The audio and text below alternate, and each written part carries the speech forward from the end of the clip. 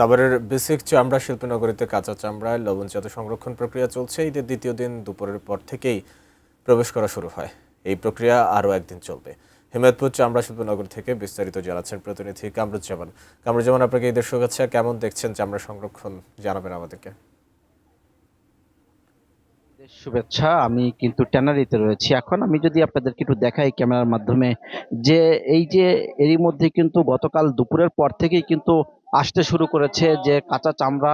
এরই মধ্যে আপনি দেখতে পাচ্ছেন যে এই যে কাঁচা চামড়া কিন্তু গতকাল দুপুর থেকেই কিন্তু এই ট্যানারিতে ঢুকতে শুরু করেছে। আমাদের লবণজাত প্রক্রিয়া সেটি কিন্তু করছে। আপনি দেখতেই পাচ্ছেন যে সারি সারি কিন্তু এই মানে এই যে লবণজাত করে কিন্তু রেখে দেওয়া হয়েছে। এছাড়াও কিন্তু গতকালকেও করেছে, আপনারা দেখতেই পাচ্ছেন। এখনো কিন্তু যে এই যে চামড়ার যে লবণজাত প্রক্রিয়া সেটা কিন্তু করছে এখানে। আপনি দেখতেই পাচ্ছেন প্রচুর শ্রমিকরা তারা কিন্তু নিরলসভাবে তারা কিন্তু কাজ করছে। দেখতেই পাচ্ছেন যে কিভাবে ট্যানারি থেকে ট্যানারিতে কিন্তু ট্রাকে ট্রাকে কিন্তু চামড়া আসতেছে। আমরা একটু আপনাদের দেখাই ট্রাক থেকে কিভাবে নামাচ্ছে। এই যে আর চামড়া ব্যবসায়ীরা আমাদেরকে বলেছে যে এই সমস্ত চামড়া কিন্তু গতকালকের চামড়া।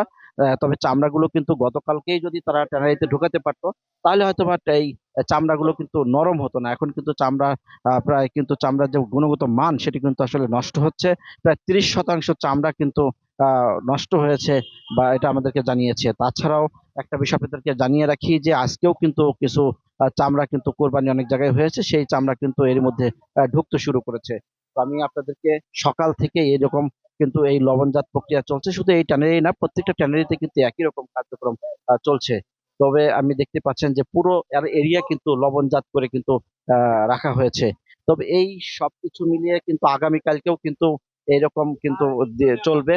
আরো একদিন কিন্তু এরকম কাঁচা চামড়া আসতে শুরু করছে এখানে, যেহেতু এখন পর্যন্ত যে লক্ষ্যমাত্রায় যে কাঁচা চামড়া আসার কথা সেটি কিন্তু এখন এসে পৌঁছায় নাই। তবে আমরা জানতে পেরেছি এখন পর্যন্ত কিন্তু 5.5 লক্ষ চামড়া কিন্তু ঢুকেছে এই ট্যানারিতে। তো এই ছিল আমার কাছে সর্বশেষ যে চামড়া শিল্পনগরী থেকে আমরা ফেরত আসছি মাহমুদের কাছে। মাহমুদ।